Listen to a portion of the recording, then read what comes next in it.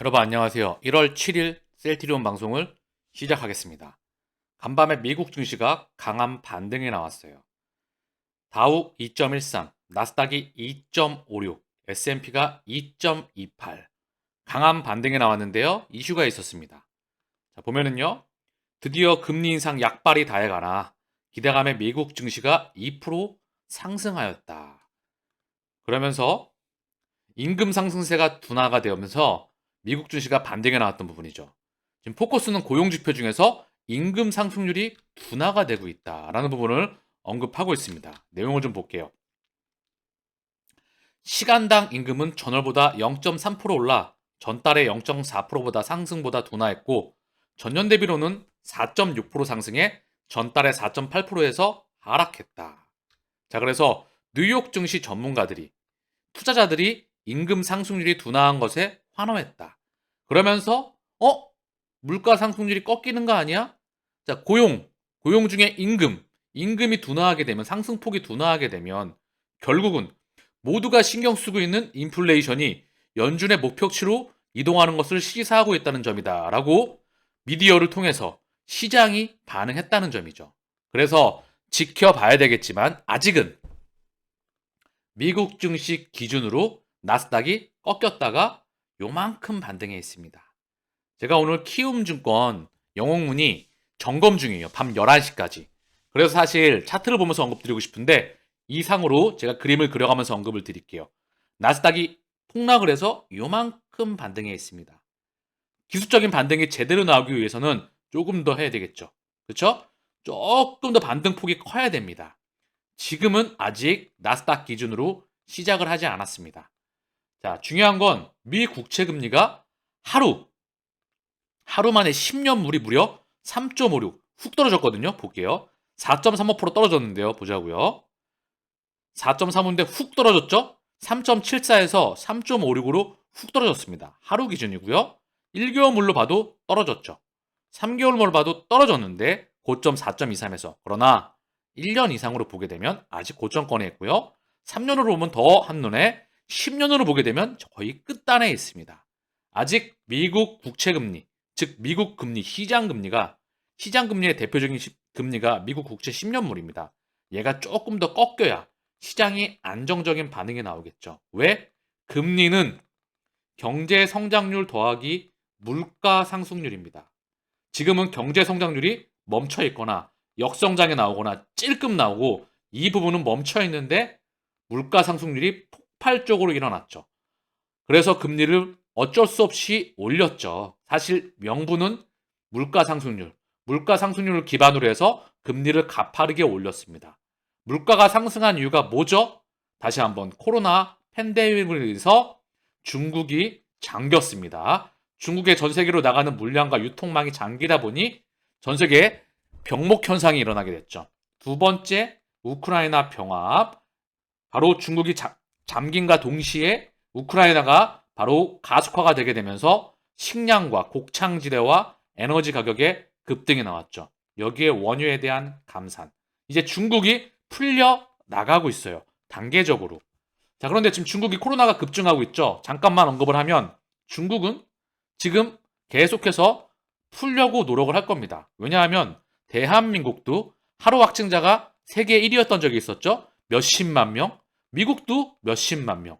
인도도 몇십만 명. 그러다가 결국은 줄어들게 되죠. 그렇죠? 중국도 이제 봉쇄를 제로 코로나 정책을 끝내고 풀어나가는 거기 때문에 확진자가 급증하더라도 결국 단계적으로 결국은 풀릴 겁니다. 그래야 물가가 꺾이겠죠. 핵심은 여기에 있습니다. 고용지표는 사실 참고할 부분이고요. 연준은 피봇을 전환하기 위해선 물가에 대한 명분이 필요합니다. 지금 현재 금리가 이렇게 가파르게 상승하다가요. 금리 고점이 가까워집니다. 기울기가 완만해질 거예요. 0.25, 0.25. 두 번 하고 끝낼지, 세 번 하고 끝낼지 모르겠지만 0.75, 0.75, 0.75, 0.5 이렇게 갔었는데요. 0.25, 0.25 하면서 쭉 하면서 금리 인상 중단. 이때 지금은 경기 침체를 선반영하고 있다, 증시가. 그래서 이때 증시가 환호하면서 기술적인 반등이 나올 확률이 무척 높다고 생각을 합니다. 자, 달러의 가격이 103.64 찔끔 하락했어요. 하락해서 먼저 빠져서 바닥에서 기고 있습니다. 그러나 아직 내려갈 길이 달러 인덱스 또한 10년 기준으로 보게 되면 찔끔 빠져 있다. 항상 크게 봐야 됩니다. 이 라인도 남아 있고요. 이 라인도 남아 있습니다. 그러나 1개월 동안을 보게 되면 큰 폭의 그래도 하락을 보였어요. 원화 강세와 더불어서. 그쵸? 쭉 빠져 있습니다. 현재 기준으로 해서. 그래서 달러가 약세, 원화도 강세했는데도 불구하고 엔화에 일본 중앙은행의 15년 만에 금리 인상으로 인해서 엔화에 대한 강세로 인해서 매크로 증시와 전 세계 경제가 격동기에 들어가고 있는 건 사실이에요. 그러나 우리가 기술적인 반등 국면을 2023년도에 충분히 기대할 만하다고 생각합니다. 자, 지금 보시는 게 셀트리온의 손익계산서입니다. 이걸 보면은요. 2조 4천억 정도가 예상이 돼요. 2조 4천억 플러스 마이너스 알파가 예상되는데요. 2022년도에요. 제가 분기를 좀 보고 왔어요. 5,500억, 5,900억, 6,400억, 6,200억. 자, 이 정도 찍고 있는데요. 요 실적이 늘어나야 돼요. 2023년도에는요. 23년에는. 지금 주가가 못 가고 있는 이유는 요거는 요거. 1조 1천억에서 1조 8천억까지 늘었는데 보시면 1조 9천억. 매출 개팔 늘었어요. 그러나 영업이익이 3년간 정체예요. 7,180억, 7,200억, 7,500억, 7,700억. 여기서 정체에 있는 게 현재 주가가 반등 나오고 꺾여 있죠. 자, 그래서 실적이 성장하던 기업이 2019년도에서 20년에서 1조 1천억에서 1조 8천억, 영업이익이 3,800에서 7,100억, 약 2배, 당기순이익도 3천억에서 5,200억, 폭증을 해서 급등 나왔는데 실적이 성장했던 기업이 성장 프리미엄을 받죠. 급등이 나왔는데 성장이 정체가 됩니다. 그럼 프리미엄 받던 게 이제 역으로 다가오면서 밀린다는 거죠. 그러나 밀렸는데 밀린 것보다 많이 밀렸다. 왜? 공매도가 있었고요. 매크로가 망가졌기 때문에. 우리는 이 부분을 공매도가 있어서 먼저 망가졌죠. 매크로가 망가지더라도 그나마 잘 버티고 있어요. 그래서 의도적으로 누르고 있잖아요. 신한과 JP 모건. 허구날 출연하죠? 시시각각. 그래서 제가 바라는 건 뭐다? 지켜보고 모니터링 하고 있는 건 뭐냐 하면 이 영업이익이 급증하느냐. 매출액은 3조 플러스 마이너스 알파. 영업이익이 따라가야 됩니다. 1조가 넘어가야 돼요. 그리고 당기 순이익도 당연히 폭증해야 되겠죠. 그 기반 위에 3사 합병을 저는 기다리고 있습니다. 자, 어제 미국 증시의 제약 바이오 섹터의 주가 흐름을 살펴보겠습니다. 먼저 일라이릴리 1.12 상승 마감했고요. 화이자 2.54, 바이오젠 2.82 상승, 앱비 1.87 상승, 암젠 3.13, 길리어드 2.60, 머크 1.06. 자, 대부분의 미국 제약 바이오 섹터 흐름이 좋았습니다. 자, 존슨앤존슨 또한 0.81. 자, 이런 흐름들이 다음 주 월요일 국내 증시에도 이어지길 바랍니다. 오늘은 차트가 영웅문이 서버 점검 중이라서 이걸로 대체하겠습니다. 네이버 차트로 번거로우시겠지만 조금 보는데 편하진 않을 수 있겠지만 오늘 이걸로 양해 부탁드릴게요. 자, 보시면 2019년도에서 20년도에 매출액 영업이익 순이익이 폭증하게 됩니다. 자, 그러면서 레키노라 개발로 시작을 했지만 결국 실적 성장의 상승이 나왔던 거거든요. 성장하던 기업이 성장이 정체가 되면은요. 주가의 프리미엄을 받다가 꺾이게 돼요. 여기에 뭐죠? 한 요 정도까지 꺾였어야 되는데 매크로가 박살났었죠. 그리고 뭐였죠? 우리는 공매도가 중심에 있습니다. 그렇죠? 그래서 여기서 못 올라가고 있는 겁니다. 물론 매크로가 박살나 있는 부분도 있겠죠. 수급도 씨가 말라 있고요. 그러나 거듭 언급드립니다. 공매도와 함께한 지난 10년이 넘는 11년 이상의 기간 동안 우리는 계속해서 기업 가치가 성장해 왔습니다. 자, 확인해 볼게요. 오히려 이게 또 크니까 간단하게 볼 수 있을 것 같아요. 자, 2008년도에 상장하고 보이시죠? 요 박스권 결국 실적으로 성장폭을 증명해내면 빵 하고 제대로 칩니다. 램시마의 유럽 항체 바이오 시밀러 그리고 나서 계속해서 나는 실적 성장 기반이 있었고요. 실적 성장 기반 이후에 코스피 상장 이전 그리고 지금 4년간의 박스권이에요. 이 4년간의 박스권은 과거에도 있었습니다. 요때도 4, 5년간의 박스권 그리고 레벨업을 제대로 하는 겁니다. 한번 계단식으로. 그리고 나서 여기 있는 거예요. 자, 이게 저는 다시 한번 언급을 드리는데요. 2023년도가 중요한 해입니다. 2024년도도 엄청난 성장을 바라는 해고요. 2025년도 요 기준점일 것 같아요. 제가 바라는 기준점이 2024년과 2023년도 요 사이에 우리가 요 종고점 돌파를 기대할 될 것 같은데요. 자, 어쨌든 중요한 건 회사의 성장을 바라보면 장기 투자자 입장에서는 당연하게 따라오는 부분이라 생각을 합니다. 자, 여러분 오늘은 주말이고 하니까 초심으로 돌아가서 셀트리온의 숫자를 뽑아낼 수 있냐, 성장폭이 나올 수 있냐, 그 부분을 머릿속으로 다시 한번 그려보자고요. 전반적으로 전 세계 제약바이오 시장은 대략적으로 한 1800조 플러스 마이너스 알파가 예상됩니다. 케미칼 1200조, 바이오 600조 플러스 이 시장은 계속 커지고 있죠. 이 바이오 시장 중에서 자 볼게요. 바이오 시장 중에서 250조의 항체, 안티바디 시장은 계속 성장해 나가고 있습니다. 이유는 전 세계 고령화로 인해서. 자, 그래서 자, 보자고요. 보통 바이오 의약품에는요. 0세대가 있고요.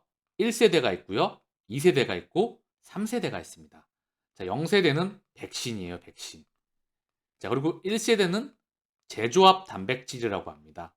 부족하면 리필을 해주면 되는 바로 인슐린, 인터페론, 성장 호르몬, 적혈구, 백혈구, 증식인자예요. 자, 인터페론은 우리가 알고 있는 선천성 면역 중에 하나입니다. 자, 그리고 인슐린은 당연히 알고 계시겠죠? 그리고 성장 호르몬, 적혈구, 백혈구, 증식인자. 자, 2세대 바로 항체고요. 3세대는 유전자 치료제와 줄기세포 치료제입니다. 이 줄기세포 치료제는 성체와 배아로 나뉘게 돼요. 자, 어쨌든 이 유전자와 줄기세포 치료제는 시장의 규모가 매우 작습니다. 그리고 제조합 단백질 시장은 시장이 무척 크지만 성장이 이미 정체가 됐어요. 그리고 항체가 이 바이오 시장 중에서 가장 큰 시장을 형성하고 있어요. 이 몸통이고 심장입니다. 얘가 아직도 성장을 지속해 나갑니다. 그리고 항체는 분자 구조가 매우 복잡합니다. 기본적으로 인슐린보다 복잡하고요. 그래서 케미칼 의약품보다 제조합 단백질이 한 70배, 항체는 800배 이상이 복잡해요. 이거를 똑같이 만드는 게 불가능하다고 해서 셀트리온이 이 불가능한 항체 바이오시밀러를 세계 최초로 만들어내서 지금의 바이오 역사가 새로 쓰여지고 있습니다. 그래서 국내에서 말하는 중소바이오텍, LO, 라이센스를 기준으로 한 LO와 대형 바이오텍, 제약바이오텍, 셀트리온을 기준으로 해서 확장해 나가죠. 우리의 제품이 6개에서 24개까지 이미 확장해 있습니다. 현재 램시마, 허주마, 트룩시마, 자, 삼형제에다가 추가됐죠? 램시마 SC, 유플라이마, 메그젤마. 그쵸? 레키노라는 개발에 성공했지만 안타까운 부분이 있죠? 우리의 아픈 손가락. 어쨌든 중요한 건 현재 여기에다가 유플라이마. 얘가 올해 7월에 미국 시장을 뚫어버립니다. 미국 시장 하나만 20조예요. 아까 셀트리온의 매출액을 보셨죠? 2.4조입니다. 2조 근방이에요. 유플라이마는 참고로 부가가치가 무척 높습니다. 여기에 램시마 SC가 유럽에서 확장해 나가고요. 올해 하반기 기준점으로 미국에서 신약 허가를 기반으로 해서 승인을 받고 내년도에 판매를 시작하는 원년이 되기를 기대해 봐요. 자, 그리고 따라오는 아일리아 바이오시밀러, 스텔라라 바이오시밀러가 따라옵니다. 자, 그쵸? 여기에 프롤리아, 졸레어가 따라와요. 여기에 악템나까지 로드맵은 다 나와 있습니다. 추가적인 바이오시밀러가 나와 있죠. 그리고 2024년도에 ADC에 대한 결과물을 어느 정도 볼 수 있을 거라 생각을 합니다. 이중항체, 추가적인 마이크로바이옴, 그리고 mRNA, 얘네는 조금 더 시간이 걸려요. 그러나 우리가 ADC에 대한 투자는 너무나 오래전부터 집행돼 왔죠. 그쵸? 그래서 ADC 라인업 하나, 요것 또한 장기적으로 보유하게 되기를 기대해 보고요. 중요한 건 램시마 SC가 그 전에 바로 휴미라, 엠브럴, 레미케이드, 이미 레미케이드 램시마와 램시마 SC의 듀얼 포메이션 전략. 이 세 가지 중에서 유일하게 듀얼 포메이션 전략을 할 수 있는 제품입니다. 자, 그래서 제가 맨날 셀트리온에 대해서 걱정하지 말라 그런 말씀 많이 드리잖아요. 우리는 장기 투자자다. 기업과 동행하는 사람이다. 이 마인드를 가지려고 한다면 내가 적어도 투자에 집행되었을 때 내가 사고 바닥이지 않을 마음, 떨어져도 다시 매입할 수 있는 마음, 그리고 시간으로 해치할 수 있는 마음. 결국 우리가 기다리는 거는 3년, 4년, 5년이지만 올라가는 거는 1년 미만이면 끝내는 게 투자라고 저는 생각을 합니다. 자, 우리가 시장이 지금 열리는 시장이 지금 제가 언급드린 게 휴미라 미국 시장. 미국 시장이 지금 열리죠. 20조. 그리고 아일리아 바이오시밀러, 그리고 스텔라라 바이오시밀러. 자, 이 시장만 해도 한 44조, 45조예요. 그쵸? 램시마 SC가 또 타겟하는 것도 시장이 무척 큽니다. 왜냐하면 휴미라와 엠브럴 요 시장에 교차가 가능하고요. 레미케이드는 원래 우리 시장이니까. 그럼 이거 합치게 되면 50조거든요.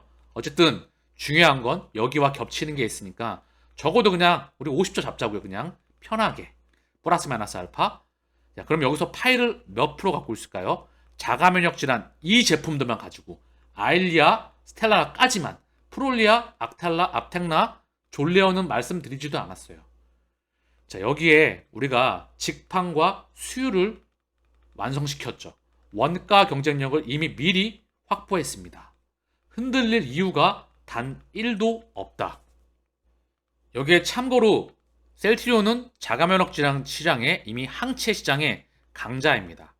여기에 항암제로서 이미 허주마, 트룩시마, 베그젤마가 출격을 했어요. 자가면역 질환은 램시마, 유플라이마, 램시마 SC가 있죠. 얘는 바이오 베터이자 사실 신약입니다. 신약. 그래서 자, 이렇게 있는데 추후 자가면역 질환 시장, 항암제 시장에 대해서 두 심장을 가지고 확장하게 될 거예요. 항암제에는 에이드시까지 신약으로서. 자, 에이드시는 중요한 건 신약 개발 기간이 의도적으로 조금은 축소시켜주는 경우도 있습니다. 그래서 우리가 2024년 셀트리온과 익수다, 레고캠, 피노바이오 얘네가 오래전부터 그리고 아이프로젠과 이미 오래전부터 준비를 해왔습니다. 자, 그래서 항암제에 대해서도 우리는 너무나 큰 기대가 됩니다. 2028년도 기준점으로 해서 28년, 29년 자 2018 그날까지는 이미 계시죠. 요 기준점에서 전 세계 가장 큰 시장을 형성할 거예요. 제품 하나만 갖고 바로 면역과물 억제제라고 하는 항체 일종이거든요. 제가 언급드리는 옵디보와 키트루다 이 제품까지 만들어냅니다. 제가 지금 가격대에서 뭐 16만 원에서 진짜 큰 그림에서 보면 공이 하나 더 붙을 수 있다 라는 말을 하는 거는 그냥 드리는 게 아니에요. 다음번에 삼성전자가 바로 셀트리온이다 라는 말씀을 제가 많이 드리죠. 자, 그래서 매크로가 지금 매우 어렵습니다. 근데 이 시장은 지나간다. 왜냐면 우리는 라인업이 너무나 탄탄하기 때문에 얘네가 숫자로 만들어내는 걸 결과물은 우리가 단 한 번에 실패 없이 결과물을 만들어냈죠. 회사 좋은 거 다 알죠. 그런데 주가가 박스권에 있다는 거예요. 우리 다시 한번 볼까요? 제가 아까 말씀드렸죠. 아, 셀트리온 도저히 주가 못 가. 그죠? 셀트리온 도저히 주가가 안 가. 지겨워. 내가 이걸 왜 투자해가지고 쪽팔림을 당하고 있지? 아, 지겹다. 이게 4년이잖아요. 그쵸? 2018년, 19년 요때부터 한 4년 잡자고요. 지금까지 여기 고점에 물렸다고 하고 고점에 물린 분들은 좀 드물고 아직 계시지만 보통 여기 많으시죠. 여기 그쵸? 아직까지 계신 분들 물론 장기 투자자분들은 이 밑에도 많이 계시죠. 어쨌든 중요한 건 이 4년이라고 하더라도 제가 계속 언급드리죠. 지금 실적이 못 가고 주가가 못 가는 이유는 영업이익과 순이익이 따라오지 못했기 때문이에요. 2023년은 따라오는 첫 번째 다시 한번 성장이 증명되는 한 해가 되지 않을까 싶어요. 그래서 그때 한번 달려나가기 시작하면 고속열차가 제 개인 느낌으로 시작될 것 같습니다. 우리가 기다려야 되는 시기예요. 이때 한 방에 이 전고점 한 방에 3, 4병 모멘텀이 더해져야 되겠죠? 자, 그리고 여기 지분 보게 되면 이미 여기 보게 되면 지분을 좀 볼게요. 종목 분석에 보게 되면 셀트리온에 지금 국민연금이 7.4%나 들어와 있어요. 얘네의 동의도 얻어야 되고요. 외국계 투자자들의 동의도 얻어야 됩니다. 그렇기 때문에 3, 4병 한 방에 모두가 동의하는 선 안에서 한 방에 끝나야 되겠죠. 그래서 저는 그 기준점이 나올 때, 이때까지, 고속열차가 나올 때까지 제대로 된 이때까지가 1차 우리가 목표 지점이에요. 정고점을 한 방에 뚫어내는. 그래서 저는 가격이 올라가고 내려가고 하는 거에 관심을 두지 않습니다. 25만 원이 기준점일 것 같아요. 30만 원 이상에서는 매입은 없어요. 25만 원 되면은 더 이상 매입의 관점 생각해 보시길 바래요. 제 기준으로 언급을 드리는 거고요. 30만 원 미만에서는 30만 원 이상에서 매입은 없다.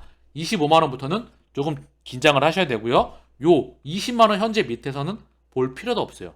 16만 원이 앞으로 3배, 4배, 5배 그 이상으로 저는 돌아오리라 생각을 합니다.